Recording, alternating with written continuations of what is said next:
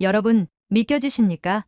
아프리카에서 감자 한 알이 사람들의 운명을 바꿨다는 사실이요. 그런데 더 놀라운 건 그 감자가 바로 한국 덕분에 자라났다는 겁니다. 이탈리아도, 일본도, 미국도 실패한 프로젝트를 한국이 해냈습니다. 하지만 그 과정에서 두 차례의 내전, 폭동, 강도 사건까지 겪었습니다. 자재 공급이 중단되고 기술자들이 위험에 처한 순간도 한두 번이 아니었죠. 그럼에도 불구하고 한국은 포기하지 않았습니다. 그리고 결국 농업용수와 식순환을 해결하며 기적 같은 변화를 만들어냈죠. 이제 여러분이 듣게 될 이야기는 단순한 원조 프로젝트가 아닙니다. 이것은 희망과 자립의 씨앗을 심은 대한민국의 이야기입니다. CNN 기자 데이비드 밀러가 직접 목격한 한국의 기적 같은 이야기, 지금 시작합니다. 안녕하세요. 저는 CNN 기자 데이비드 밀러입니다. 10년 넘게 세계 곳곳을 돌며 수많은 이야기를 취재해 왔습니다. 내전이 벌어진 우크라이나, 빈곤에 허덕이는 남아메리카, 기후변화로 사라져가는 태평양 섬나라까지 저는 언제나 세계의 현실을 전하는 것이 기자로서의 사명이라고 믿었습니다. 그런데 이번 취재는 달랐습니다. 저는 에티오피아의 작은 마을에서 한국이 만들어낸 기적을 목격했습니다. 원조 사업이라고 하면 보통 단기적인 지원을 떠올리기 마련입니다. 우물을 하나 파주고 쌀을 몇 포대 기부하는 식이죠. 하지만 한국의 방식은 전혀 달랐습니다. 이 프로젝트는 7년 동안 진행되었습니다. 하지만 저는 처음 이 이야기를 접했을 때 바로 믿었던 것은 아닙니다. 사실 저는 한국이 이 프로젝트를 성공적으로 완수했다는 소식을 들었을 때조차 회의적이었습니다. 한국이 에티오피아에서, 그것도 감자로? 솔직히 말해 한국하면 반도체, 자동차, K-팝이 먼저 떠오릅니다. 하지만 농업 원조라니? 저는 처음에 이것이 단순한 홍보성 프로젝트가 아닐까 의심했습니다. 지금까지 많은 국가들이 개발도상국 원조를 시도했지만 대부분 단기적인 지원에 그치고 말았으니까요. 그래서 저는 직접 눈으로 확인하기 위해 에티오피아 오로미아주로 향했던 것입니다. 그리고 그곳에서 실제로 저는 한국이 만들어낸 기적을 보게 되었습니다. 에티오피아 공항에 도착하자 한국국제협력단 소속 관계자가 저를 맞이해 주었습니다. 차를 타고 몇 시간을 달려야 한다고 했습니다. 창밖으로 보이는 풍경은 척박하기 그지없었습니다. 말라버린 강바닥, 먼지투성이 도로, 그리고 나무까지 몇 개로 지어진 허름한 집들이 이어졌습니다. 저는 속으로 생각했습니다. 이곳에서 농업혁명이 일어났다고? 그렇게 한참을 달려 도착한 곳은 마을 한가운데에 위치한 작은 연구소였습니다. 그곳에서 저를 기다리고 있던 사람은 한국에서 온 농업기술자 김영석 박사였습니다. 그는 이 프로젝트의 총괄 책임자로 7년 동안 이곳에서 지역 주민들과 함께 농업기술을 개발하고 보급해온 인물이었습니다. 김 박사는 저를 반갑게 맞이하며 말했습니다. 밀러 기자님,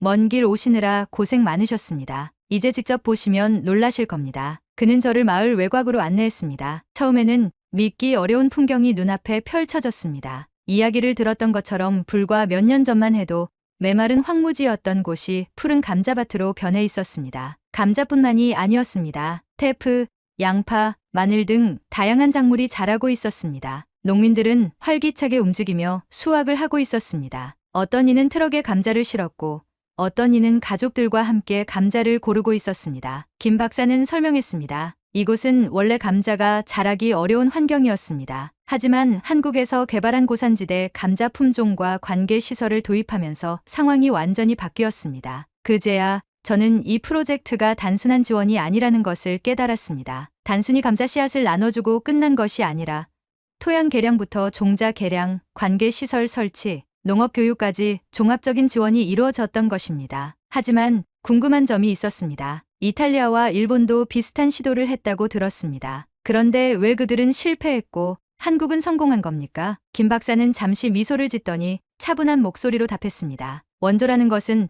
단순히 돈이나 물자를 준다고 해결되지 않습니다. 현지 주민들이 스스로 자립할 수 있도록 돕는 것이 중요합니다. 한국은 그 점을 가장 우선으로 했습니다. 그의 설명을 듣고 나니 한국이 왜 성공했는지 조금씩 이해가 되었습니다. 하지만 동시에 의문도 들었습니다. 이렇게 완벽한 시스템이라면 정말 아무런 문제가 없었을까? 그때 김 박사의 표정이 잠시 굳어졌습니다. 사실 과정이 순탄하지만은 않았습니다. 오히려 목숨이 위험한 순간도 많았습니다. 그 말을 듣는 순간 저는 등골이 서늘해졌습니다. 무슨 일이 있었던 겁니까? 김 박사는 깊은 한숨을 내쉬더니 저를 한적한 마을 회관으로 데려갔습니다. 벽에는 여러 장의 사진이 걸려 있었습니다. 처음 프로젝트가 시작되었을 때의 황량한 들판, 한국 기술자들이 주민들과 함께 논의하는 모습, 그리고 현재 감자를 수확하며 활짝 웃는 농민들의 모습까지. 하지만 그중 몇 장은 분위기가 달랐습니다. 불타버린 창고, 깨진 유리창, 놀란 표정으로 어딘가를 바라보는 사람들. 김 박사는 한 장의 사진을 가리키며 조용히 말했습니다. 이게 3년 전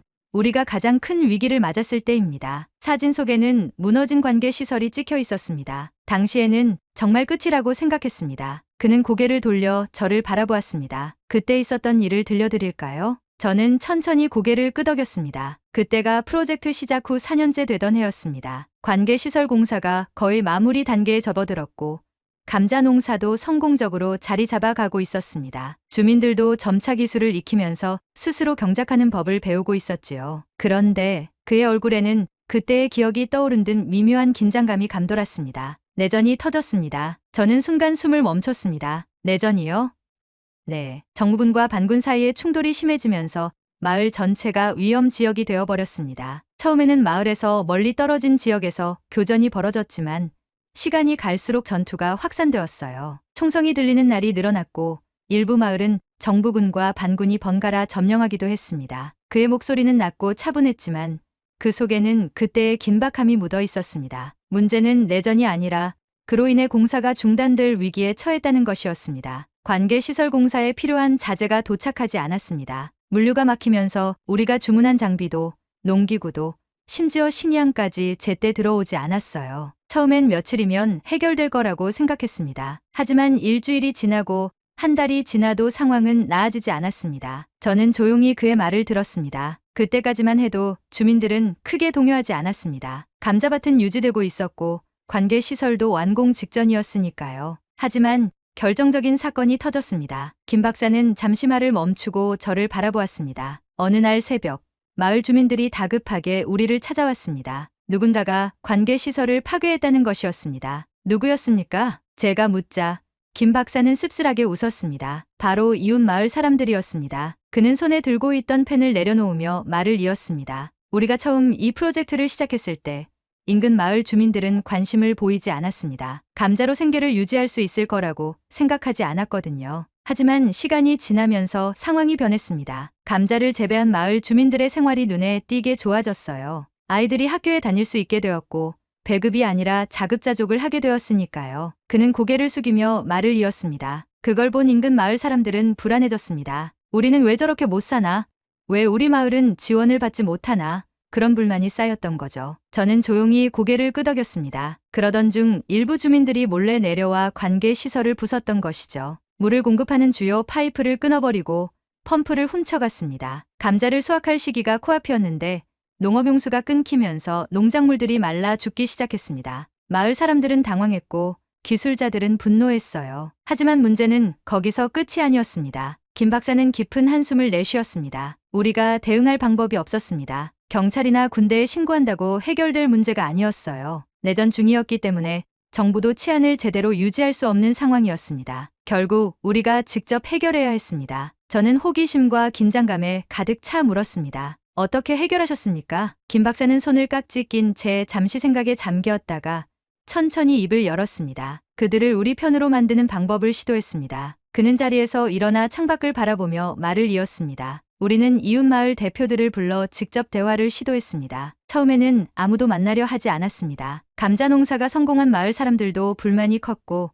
일부는 보복을 해야 한다고까지 주장했어요. 하지만 우리는 싸우는 대신 같이 살 방법을 찾자고 설득했습니다. 저는 의아했습니다. 그게 가능했습니까? 김 박사는 고개를 끄덕였습니다. 원래 계획대로라면 이 프로젝트는 단계적으로 진행될 예정이었습니다. 먼저 한 마을에서 성공한 후 점차 주변 마을로 확장하는 방식이었죠. 하지만 내전이라는 변수가 생기면서 속도가 늦어졌고 그 사이 일부 마을이 소외감을 느끼게 된 겁니다. 우리는 그들에게 감자 재배법을 전수하고 관계 시설도 함께 사용할 수 있도록 하겠다고 제안했습니다. 저는 의심스러운 눈빛으로 그를 바라보았습니다. 그들이 그렇게 쉽게 받아들였습니까? 김 박사는 쓴웃음을 지었습니다. 처음에는 거부했습니다. 우리가 왜 너희랑 함께해야 하느냐며 의심했어요. 하지만 우리는 끝까지 설득했습니다. 감자는 기후 조건이 비슷한 다른 마을에서도 충분히 재배할 수 있었고 우리가 가진 기술을 공유하면 그들 또한 더 나은 삶을 살 수 있다는 점을 강조했습니다. 그는 테이블 위에 놓인 컵을 집어들고 손가락으로 빙빙 돌리며 말을 이었습니다. 그리고 결정적으로 우리는 조건을 걸지 않았습니다. 조건을 걸지 않았다니 무슨 뜻입니까? 보통 원조 사업에서는 너희가 우리 말을 들어야 한다, 이 기준을 충족해야 한다 같은 조건이 붙기 마련입니다. 하지만 우리는 그저 기술을 공유하겠다고만 했습니다. 우리는 우리 방식대로 해야 한다고 강요하는 대신 그들이 원하면 언제든 배우러 오라고 했습니다. 저는 그의 말에 감탄하지 않을 수 없었습니다. 그 전략이 통했습니까? 김 박사는 미소를 지었습니다. 처음에는 몇몇 젊은 농부들만 조심스럽게 찾아왔습니다. 그들은 우리가 진짜로 기술을 가르쳐 줄지 반신반의했어요. 하지만 우리가 실제로 함께 밭을 일구고 감자 재배법을 하나하나 가르쳐 주자 점점 더 많은 사람들이 찾아오기 시작했습니다. 그는 창밖을 가리켰습니다. 이제는 이웃마을 사람들도 함께 감자를 재배합니다. 불과 몇 년 전만 해도 우리 시설을 부수고 훔쳐갔던 사람들이 이제는 가장 열심히 일하는 농부가 되었습니다.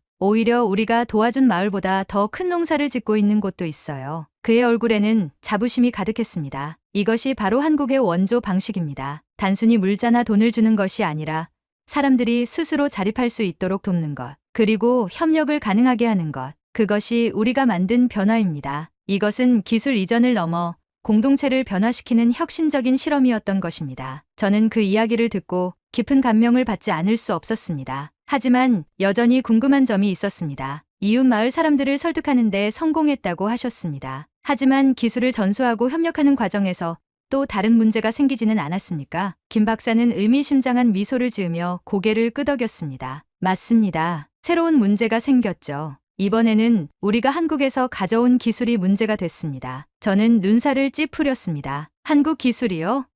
네. 감자 품종 개량, 관계 시스템, 비료 사용법까지 우리는 최신 기술을 적용했습니다. 덕분에 수확량이 급증했고 주민들의 생활 수준도 크게 향상되었습니다. 그런데 예상치 못한 일이 벌어졌습니다. 그는 잠시 말을 멈추고 저를 바라보았습니다. 너무 잘된 게 문제였습니다. 저는 순간 이해가 되지 않았습니다. 너무 잘 됐다고요? 그는 천천히 고개를 끄덕였습니다.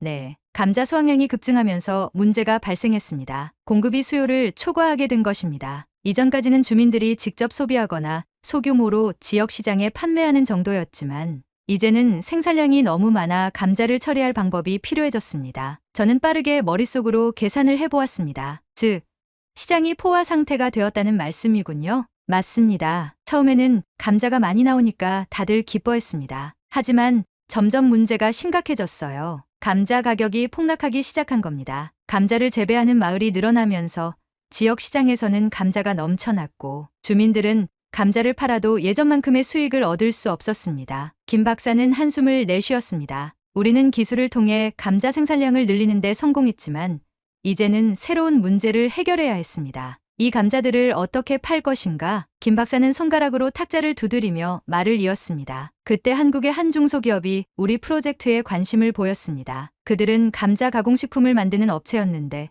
우리가 생산한 감자로 감자칩을 만들어 보자는 제안을 했습니다. 저는 흥미로웠습니다. 감자칩이요?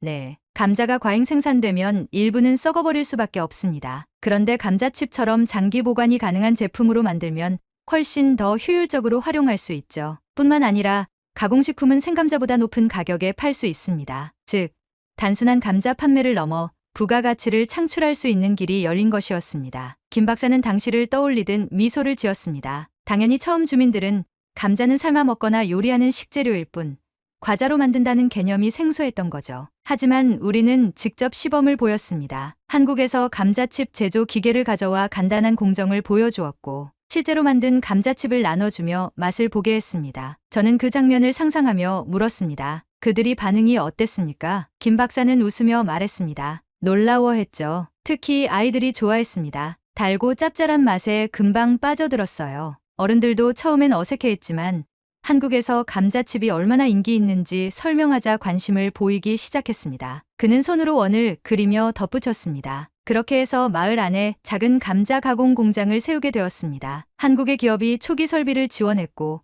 마을 주민들이 직접 감자를 가져와 가공하는 방식이었죠. 이제 단순한 농산물이 아니라 상품을 만들기 시작한 겁니다. 저는 점점 더 이 이야기에 빠져들었습니다. 그 감자칩은 어디로 팔려나갔습니까? 김 박사의 눈빛이 반짝였습니다. 바로 에티오피아 수도 아디스아바바의 슈퍼마켓과 카페였습니다. 저는 놀라지 않을 수 없었습니다. 정말요?